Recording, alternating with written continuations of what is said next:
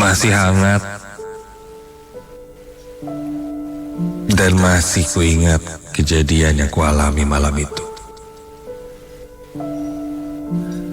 Aku baru pulang kerja sekitar jam 10:30 malam. Hari itu Bandung mendapat kabar gembira, di mana Persib Bandung menjadi juara kembali di tahun ini. Kontan semua orang turun ke jalan untuk merayakannya. Klakson bersaut-sautan, kembang api, dan nyanyian membanjiri jalanan. Termasuk aku. Aku pun terhanyut dalam euforia hingga waktu menunjukkan lewat tengah malam.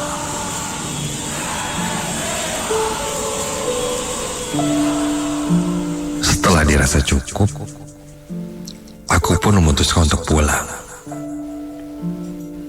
Badan sudah terasa lelah, ingin segera sampai ke rumah. Dari pagi bekerja hingga malam lanjut konvoi. Rasanya aku perlu istirahat. Agar lebih cepat,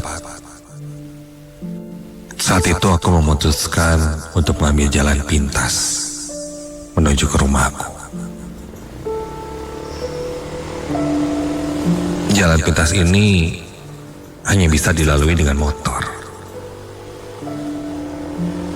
Jalan itu memang lebih cepat untuk membuatku sampai ke rumah yang berada di daerah Bandung Selatan. Tapi banyak yang bilang jalannya sepi dan angker.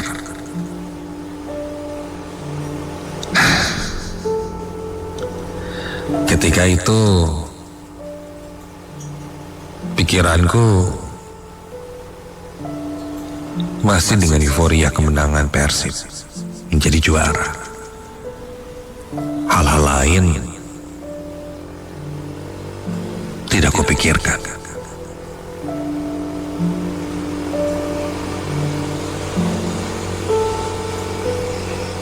Motorku pun sampai di jalan itu.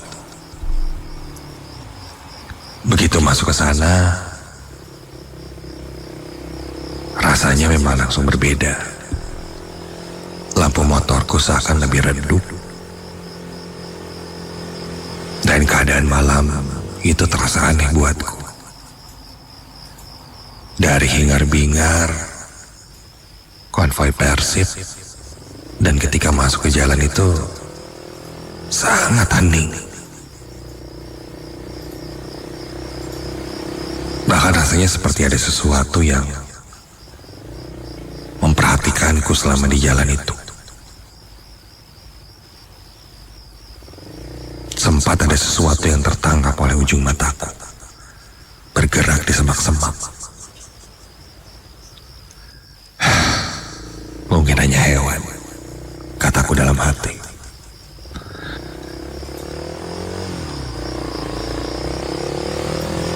Beberapa ratus meter masuk ke dalam itu, aku mulai merasa ada yang aneh. Tiba-tiba tercium bau sangat menyengat. Seperti bau anyir, campuran tanah basah dan bangkai yang jika kau menciumnya, mungkin akan berasa mual. Aku tengok kiri kanan. Tidak ada apa-apa.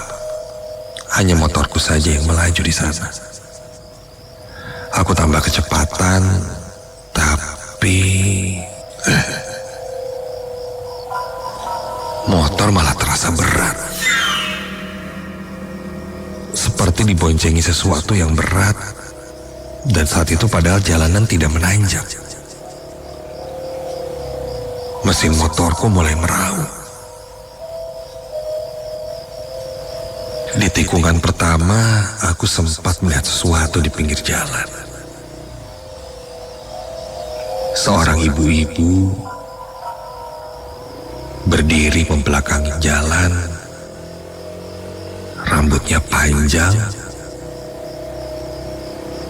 memakai daster berwarna kusam. Dia tidak bergerak. Perlahan aku melewati ibu-ibu itu. Punten. Namun tak ada jawaban.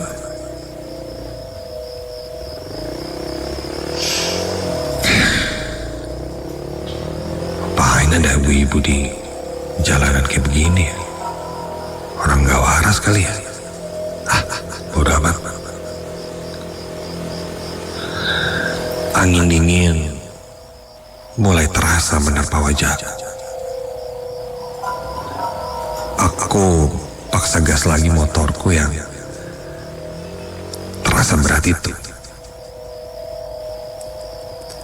Tetap saja motorku tidak bertenaga. Tak sengaja aku tengok ke kaca spion motor dan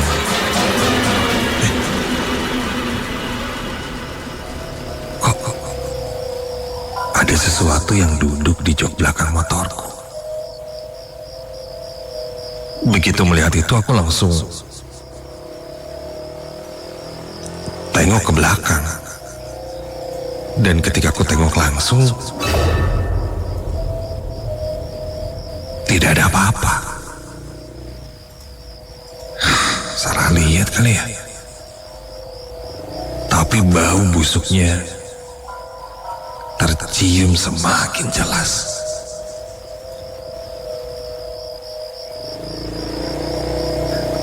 Sadar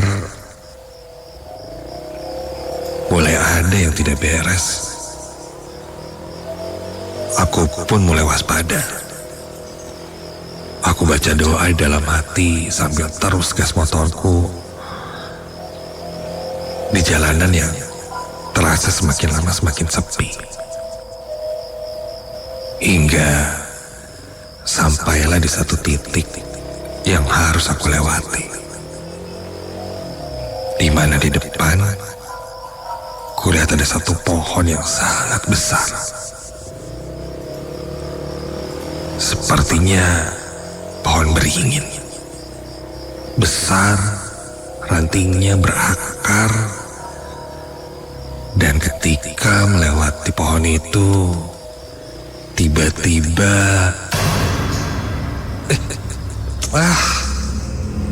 motorku mendadak mati. Panik aku coba starter dan nyalakan motorku. Tapi tetap tidak menyala. Kenapa sih nih? Keringat dingin mulai membasahi leherku. Dan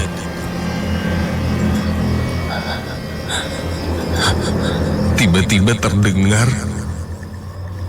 suara menggeram dari kejauhan.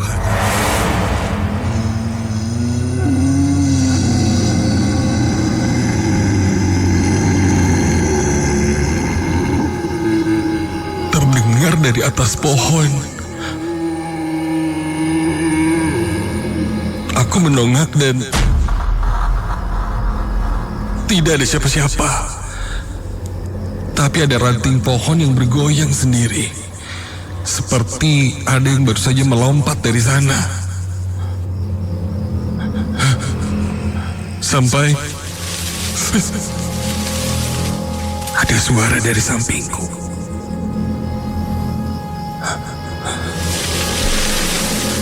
Perlahan aku menengok ke sana dan astaga, dari semak-semak di samping jalan muncul satu sosok berdiri tegap di dekat pohon besar itu. Satu sosok tegap, tinggi, terbalut kain putih lusuh. Itu pocong. Wujudnya tidak biasa. Tingginya melebihi manusia normal. Dengan kainnya yang kotor, sobek, musuh penuh dengan tanah. Wajahnya terlihat hitam legam seperti terbakar dengan matanya yang bolong. Mulutnya menganga terbuka lebar dan terdengar suara dari sosok itu yang parah dan menakutkan.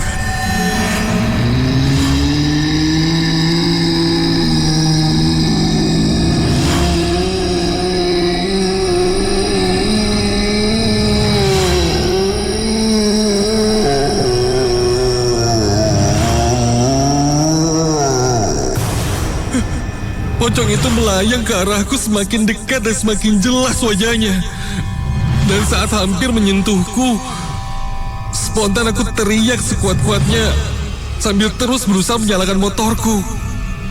Entah kenapa tiba-tiba motorku menyala dan aku langsung tancap gas sekencang mungkin. Aku tidak berani menengok ke belakang, tapi suara teriakan itu masih terdengar jelas di telingaku. Parau dan menakutkan, membuat bulu kuduku berdiri dari ujung kaki hingga ujung kepala. Meski aku sudah jauh meninggalkan tempat itu, entah kenapa merindingku tidak hilang. Dan ketika tak sengaja kulihat di spion,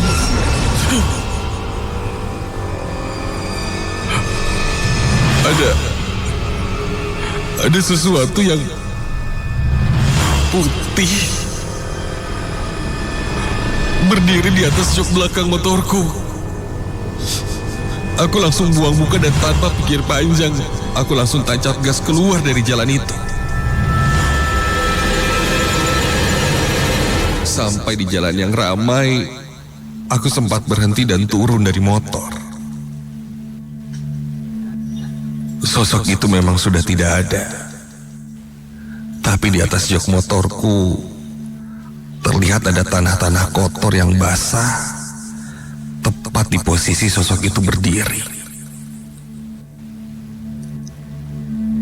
Begitu sampai rumah, aku langsung jatuh terduduk.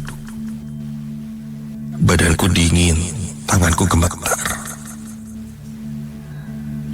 Keesokan paginya aku periksakan motorku ke bengkel dan mekanik bilang tidak ada masalah sama sekali dengan mesinnya. Semuanya normal. Sejak malam itu aku tidak mau lagi lewat jalan pintas itu jika malam hari. Dan ketika aku ceritakan pada orang-orang di sekitar rumahku, ada yang bilang konon di dekat pohon besar itu ada sebuah makam yang sangat tua. Namun jika dicari, makam itu tidak terlihat ada.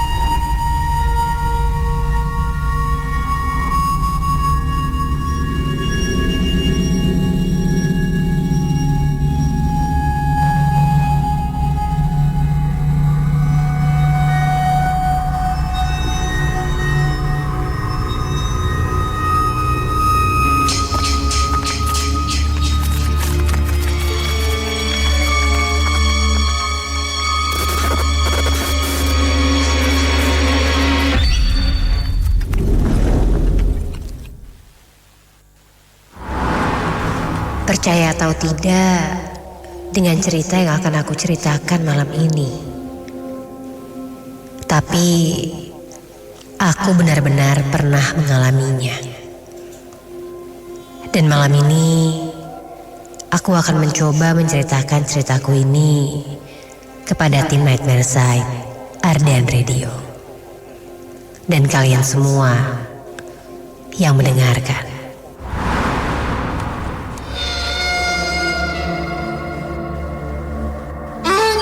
Namaku Seisa. Aku adalah seorang psikiater. Ketika itu, aku mendapatkan seorang pasien. Seorang wanita, kurang lebih sekitar 22 tahun umurnya. Posisinya ada di Bandung. Keluarganya yang menghubungiku. Katanya, pasienku ini sudah hampir 1 tahun bersikap aneh. Dan sepertinya butuh pengobatan dari seorang psikiater. Setelah mencoba berkomunikasi dengan keluarganya, aku pun diberikan alamat rumah pasienku dan mengatur jadwal untuk pemeriksaan. Sampailah hari itu. Aku sampai di sebuah rumah yang cukup besar dan berarsitektur kuno. Rumah ini berada di sekitaran Bandung Atas. Begitu sampai, aku langsung disambut oleh seorang ibu. Panggil saja dia Ibu Ratna. Dia adalah ibunya pasienku.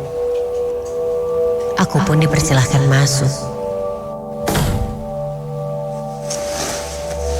Dan Ibu Ratna pun memanggil anaknya yang berada di kamarnya. Namun katanya dia tidak mau turun. Hingga aku memutuskan untuk mendatanginya saja ke kamarnya dan mencoba untuk membujuknya sendiri. Aku pun bergegas menuju kamarnya di lantai atas. Perlahan-lahan aku menaiki tangga dan menuju ke satu kamar yang cuma satu-satunya berada di lantai atas. Perlahan ku ketuk pintunya itu. Permisi. Saya buka pintunya ya, ucapku.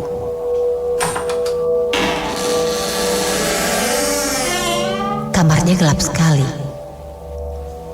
Gorden kamarnya juga tertutup. Kulihat ada yang sedang duduk di atas tempat tidur.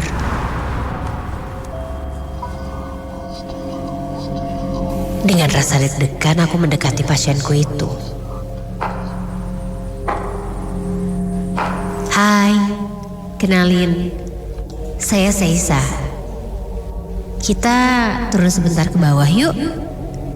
Kita ngobrol bareng sama ibu kamu juga, kataku. Namun, pasienku ini seolah tak mendengar perkataanku. Aku mendekatinya dan memegang bahunya. Refleks dia menengok ke arahku.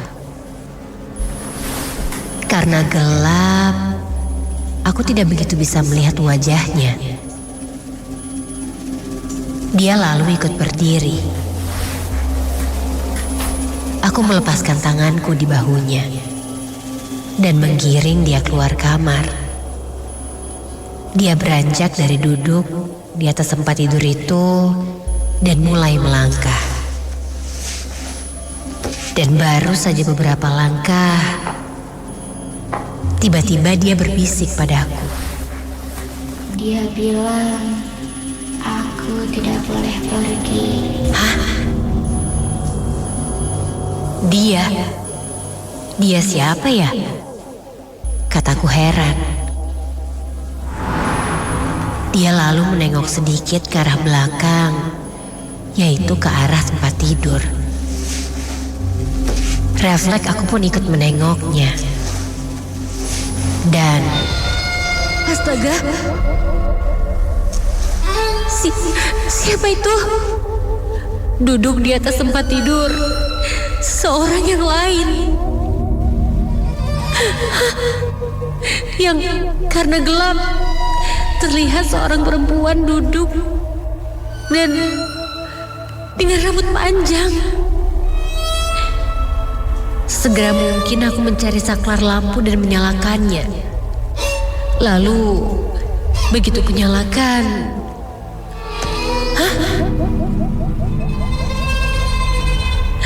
sosok itu hilang. Siapa tadi? Tak lama dari itu, pasienku pun berlari keluar kamar. Hei, bentar, tunggu. Aku pun menyusulnya. Dan ketika kususul, kulihat dari lantai atas ini, dia sudah berada di bawah dan sedang mengobrol dengan ibunya. Loh, kok nggak mungkin? Kenapa dia udah di bawah lagi? Aku pun keheranan dan bergegas turun. Lantas, aku bertanya, sejak kapan dia di sini? Ibu Ratna dan pasienku itu terlihat bingung. Katanya, dia sudah sejak tadi berada di bawah. Hah? Aneh. Aku pun duduk mengambil segelas air putih dan meminumnya. Lalu pasienku itu, dia pun memandangku balik dengan wajahnya yang sangat dingin. Tanpa bersuara, dia seakan berbisik padaku dengan menggerakkan bibirnya. Aku mencoba membaca gerak bibirnya. Lihat ke atas. Hah? Lihat ke atas? Aku lalu melihat ke atas, ke lantai 2 itu. Dan ketika aku berbalik, ya Tuhan, aku melihat sesosok wanita yang mukanya sangat menyeramkan, melihat ke arahku dengan tajam, dengan rambut yang menjuntai panjang ke bawah. Sontak aku meloncat kaget. Itu siapa di atas? Teriakku. Aku pun ditenangkan oleh Bu Ratna. Dan aku menunjuk ke lantai 2. Dan loh, kenapa tidak ada apa-apa di sana? Waktu pun berlalu. Mempersingkat waktu, aku pun coba memulai interaksi dengan pasienku ini sambil didampingi oleh ibunya. Dan setelah dirasa cukup, aku pun bergegas untuk pamit pulang. Di perjalanan, aku masih tidak percaya dengan apa yang aku alami tadi. Apa mungkin yang kulihat itu adalah... Aku mencoba untuk tidak memikirkannya. Singkat cerita, aku sampai di rumah.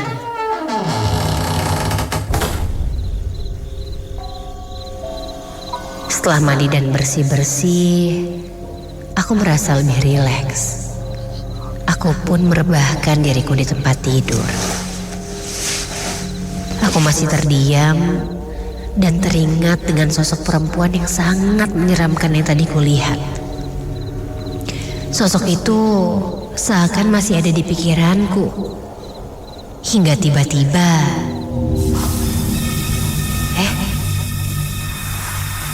terdengar suara air menyala dari kamar mandiku. Apa aku lupa matiin ya tadi? Aku coba beranjak ke kamar mandi.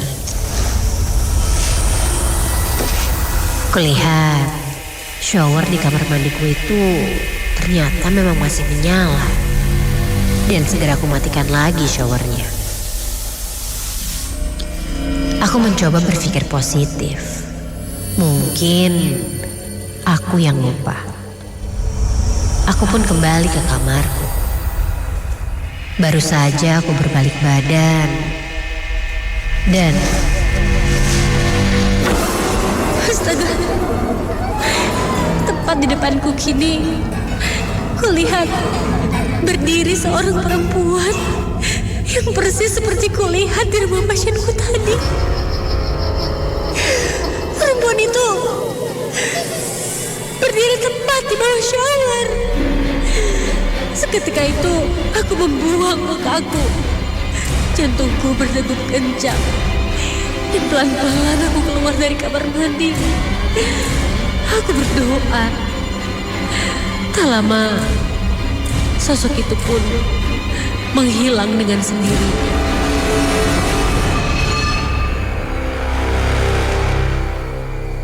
Sejak kejadian itu, keesokan harinya aku jatuh sakit. Dan aku benar-benar tidak mau mengalami hal itu lagi. Dari pengalaman ini, aku berpesan kepada semua yang mendengarkan malam ini. Tetaplah menjaga ibadah kita kepada Tuhan. Karena tak ada satupun kekuatan makhluk seperti jin dan manusia contohnya yang mampu menandingi kekuatan Tuhan yang Maha Esa.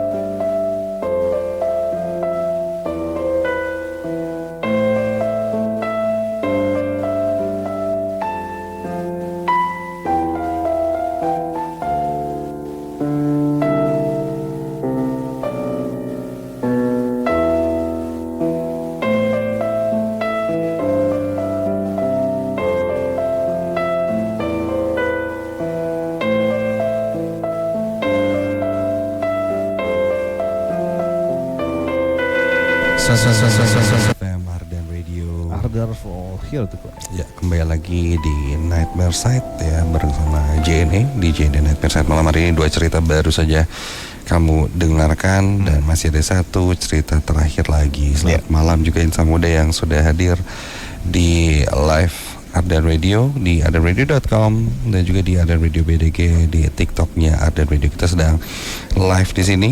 Siaran radio masa kini bisa ditonton. Jadi kamu bisa nonton kita siaran. Selamat malam ya. Ya lagi pada komen-komen ya. Oh ramai TikTok nih. Iya, selalu ramai dengan komentar-komentar ya. Selamat malam, selamat menyimak dan menyaksikan. Ya, kita juga tadi sudah undang ya buat insan muda yang ingin sharing pengalamannya ke nomor 0812 201 1059 ya. Siapa tahu mungkin ada yang ingin sharing pengalaman seremnya atau mungkin ada satu foto yang ingin coba di Terawang gitu ya Kang ya. Iya. Itu juga boleh nih. Kira-kira di tempat saya ada apa nih? Nah, itu kirim fotonya, jangan lupa nama, alamat. Cukup daerahnya saja untuk alamat. Cukup daerahnya aja. Misalnya Lembang, Margahayu atau daerah gitu. Mana.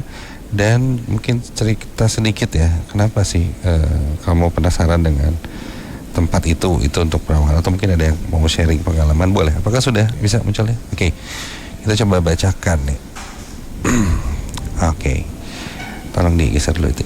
Siap. Assalamualaikum Kang Dimas, Kang Jeff. Waalaikumsalam. Cerita soal gerbang atau gapura memasuki dunia goib nih. Nah, karena tadi kita di awal bahas itu ya, kerajaan jin dan lain-lain. Saya pernah ngalamin sekitar tahun 2019.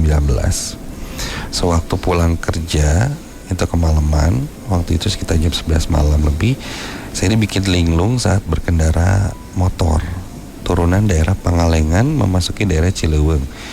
Saya seperti diarahkan memasuki gerbang atau gapura alam lain yang waktu itu terlihat terang benderang, banyak bangunan megah, sepertinya sebuah kerajaan.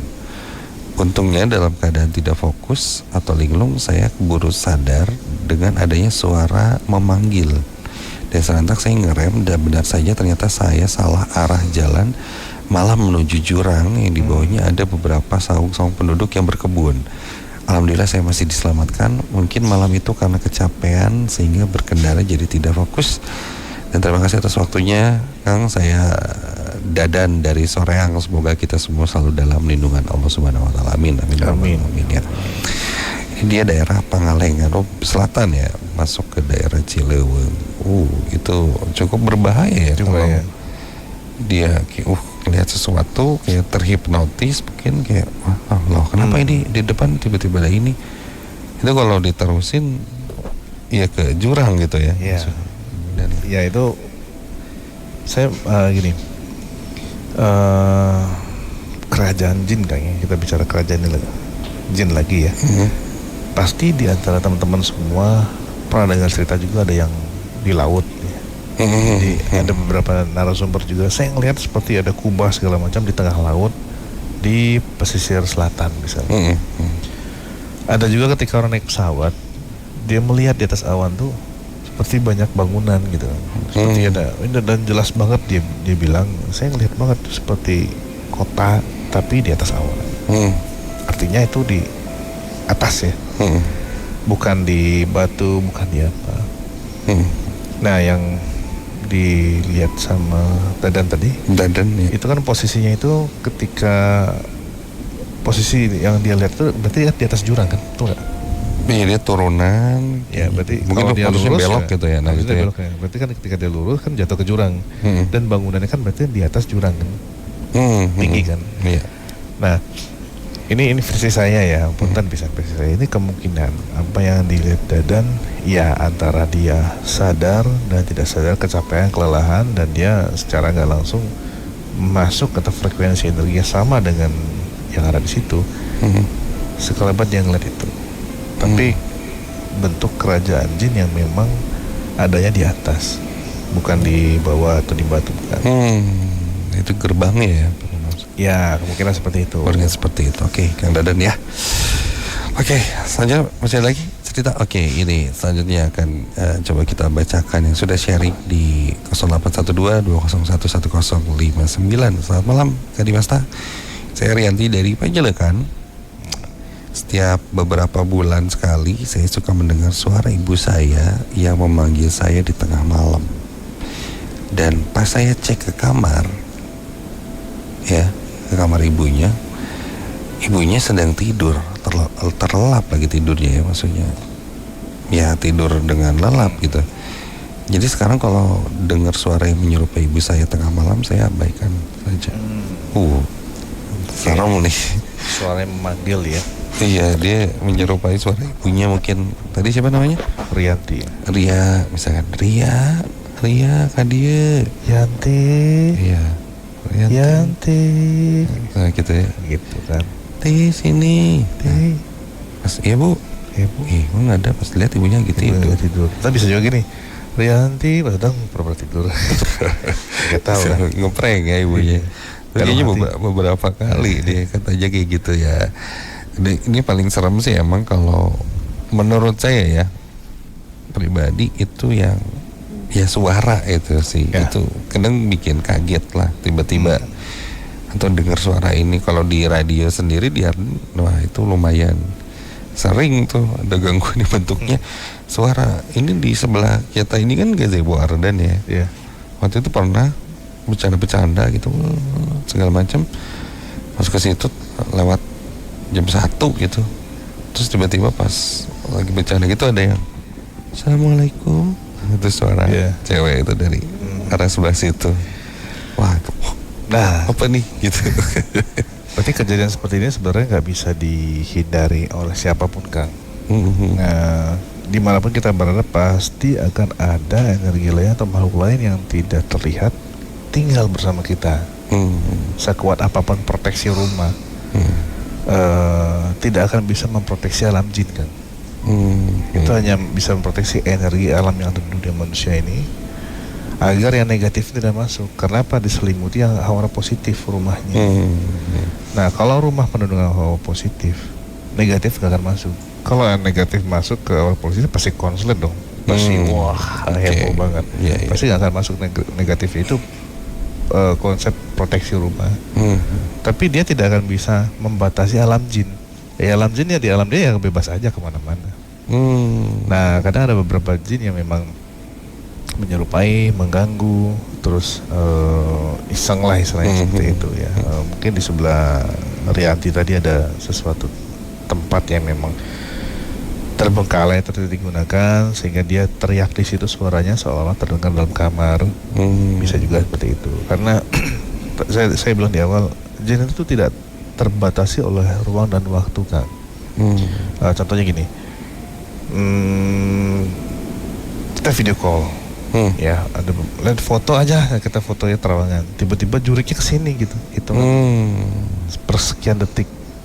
Ya kan, jadi suaranya pun sama. Dia di mana hantu jinnya itu, dia mengganggu si ya Rianti tadi ya, melalui suara, ya menyerupai ibunya. Tapi posisi jinnya nggak dalam rumah, bisa aja. Bisa jadi tidak di dalam rumah ya. Mungkin. Oh, energi bisa terasa. Oke, ada lagi satu lagi.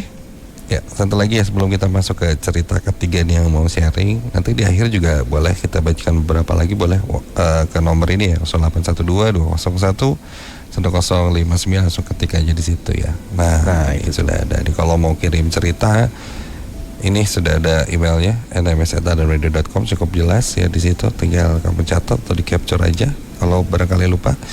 Dan untuk kirim cerita serem ke Night Mersaid, untuk kirim paket dan barang via JNE. Nah itu udah mantap. Oke, satu lagi ya cerita ya. Oke, selamat malam Kang Dimasta. Uung Fahrul Islam namanya ya. Streaming dari Kawali Ciamis. Setia mendengarkan Night Mersaid update sejak kuliah di Bandung tahun 2009 sampai sekarang. Oh, ini testimoni. Terima kasih. Ada sharing ceritanya? Hah? Oke, boleh. Nanti ditunggu ya sama kita, siapa tahu ada yang mau sharing, karena kita mau masuk dulu ke cerita ketiga ya malam hari ini. Boleh, nanti kita tungguin, dan selamat mendengarkan cerita ketiga di malam hari ini. Ingat, jangan pernah dengerin Night Mersaid ini sendirian.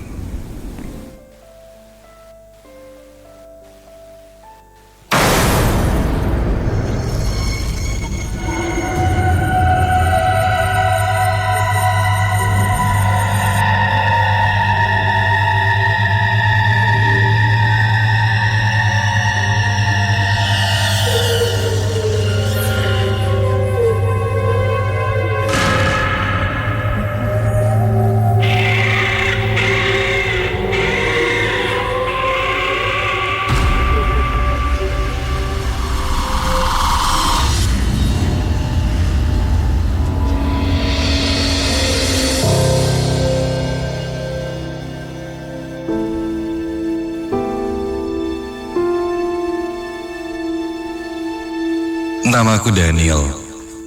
Aku seorang wirausaha dan mempunyai usaha warung kopi di daerah Sukabumi.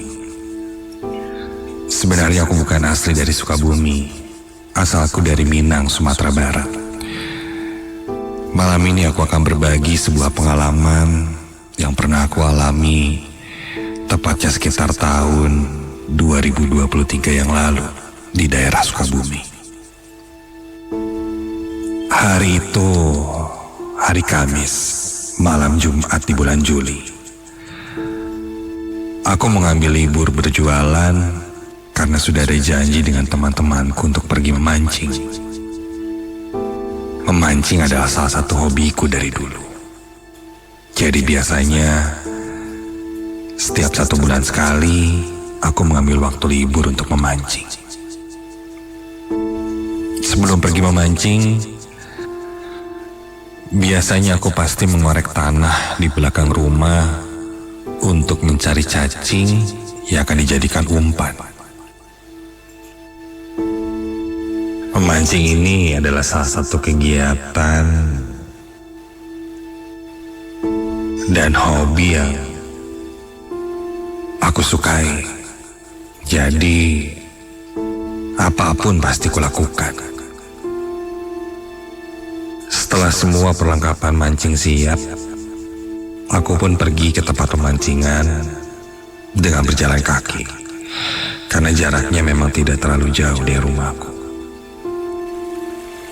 Hanya butuh waktu sekitar 15 menit berjalan kaki, dan aku pun sampai di tempat pemancingan.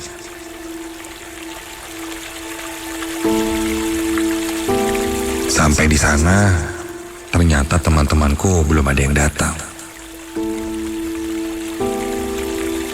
Pemancingan ini memang tidak terlalu besar. Terletak di sebuah sungai yang ada pintu airnya atau bendungan. Karena sudah tak sabar, tanpa berlama-lama aku langsung memasang umpan dan mulai memancing.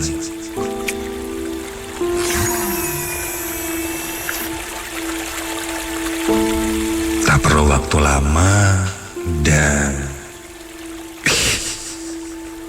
umpanku langsung disambut dan berhasil mengikat ikan di kolam. Aku menariknya dan mendapatkan ikan yang lumayan besar. Baru mulai sudah dapat satu ikan. Aku pun lanjut memancing untuk mendapatkan ikan-ikan yang lain.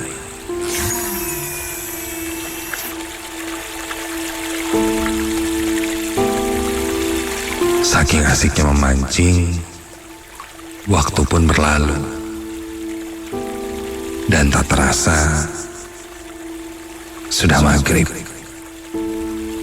Bahkan, tak kusadari teman-temanku tidak ada yang datang satupun.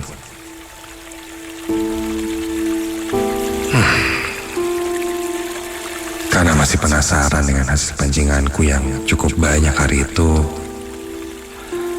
aku pun memutuskan untuk melanjutkannya lagi, sebentar lagi, sampai jam 7 malam.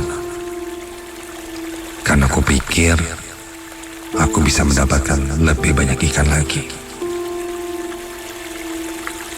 Memang, dalam memancing, selain skill, hoki menjadi salah satu poin yang cukup penting. Dan malam itu, sepertinya aku sudah hoki.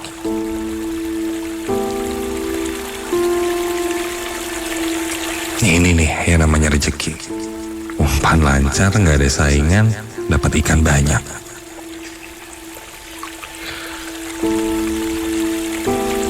Namun ternyata dugaanku salah. Memasuki malam hari, umpan pancinganku seakan tidak ada yang nyangkut. Beda dengan tadi sore. Ya, mungkin ikannya udah tidur kali ya. Karena aku lihat sudah menunjukkan jam 7 malam. Tadinya aku ingin segera menyelesaikannya dan pulang. Tapi rasa penasaranku malam itu membuatku bertahan beberapa saat lagi. Satu lagi lah, dapat satu ikan, baru pulang.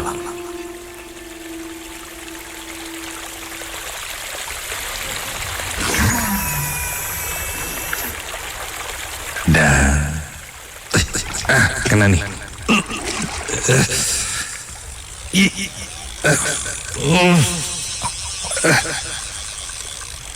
Aku langsung menarik pancinganku dengan perlahan, mengulur lalu menariknya lagi. Sepertinya ikannya besar karena tenaganya sangat berat. Tarik. Aku coba tarik dengan sekuat tenaga, namun rasanya sangat berat. Wah, fix ikan gede nih pasti nih. Aku coba tarik ulur terus sampai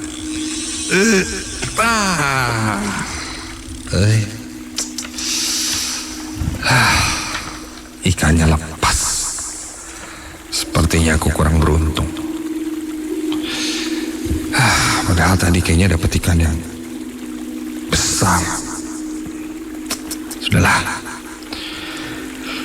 Aku pun memutuskan untuk pulang dan bergegas merapikan semua alat pancinganku. Sampai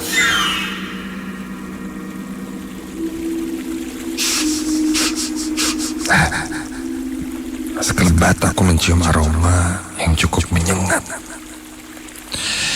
Seperti bunga melati. Iya, ini wangi bunga melati. Awalnya aku tidak terlalu merespon dan lanjut fokus merapikan barang-barang bawaanku itu. Namun lama-kelamaan, dari wangi bunga melati kini berubah jadi bau busuk.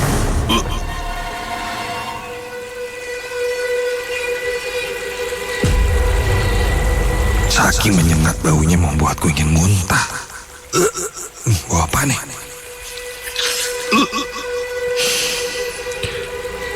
Pikiranku saat itu mendadak langsung tidak karuan, entah kenapa.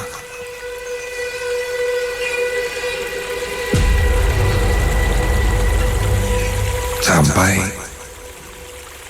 entah perasaanku atau penglihatanku yang salah, tapi ketika aku sempat menengok ke arah kolam, aku sepertinya melihat seorang perempuan berada di pinggir kolam, sedang duduk sambil membasuh rambutnya dengan air yang ada di dalam kolam.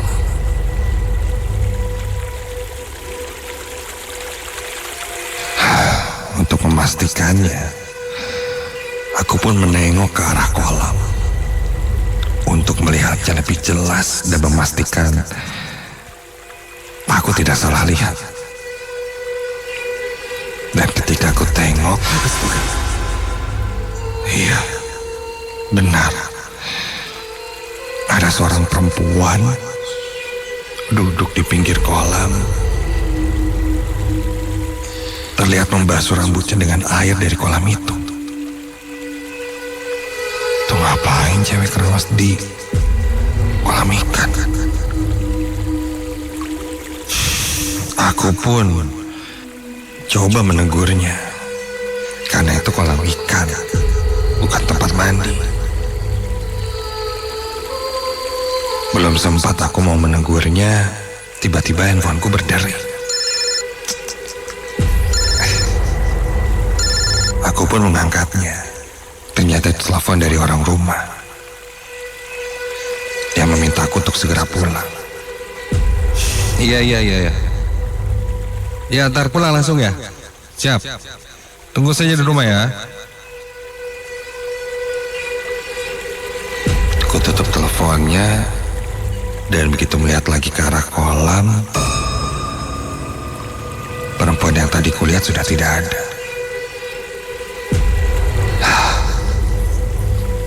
Aneh.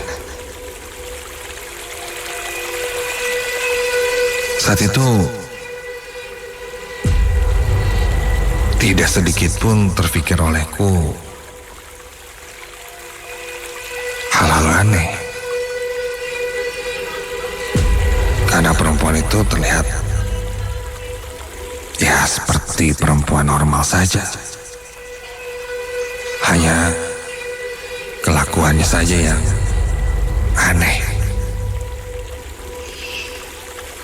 Aku langsung bergegas membawa barang-barangku dan pergi dari kolam pancingan itu sampai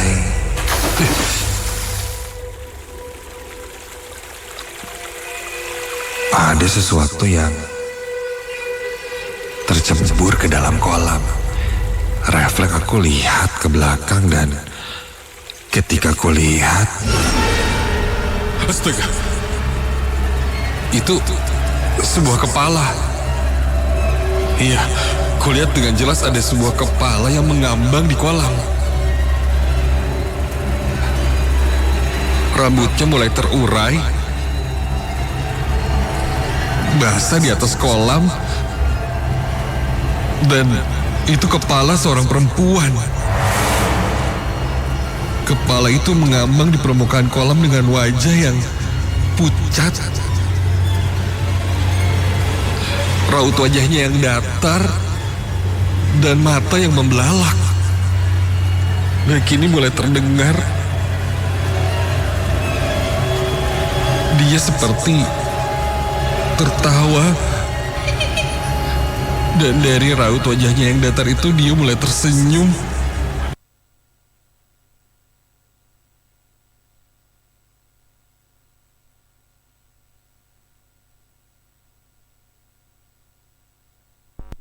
Dari dalam kolam.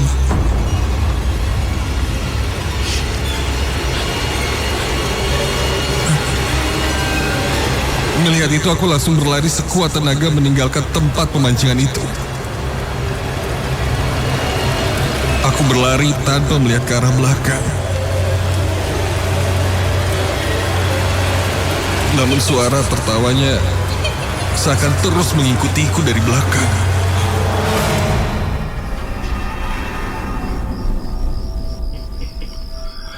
Sampai di rumah, perasaanku masih campur aduk.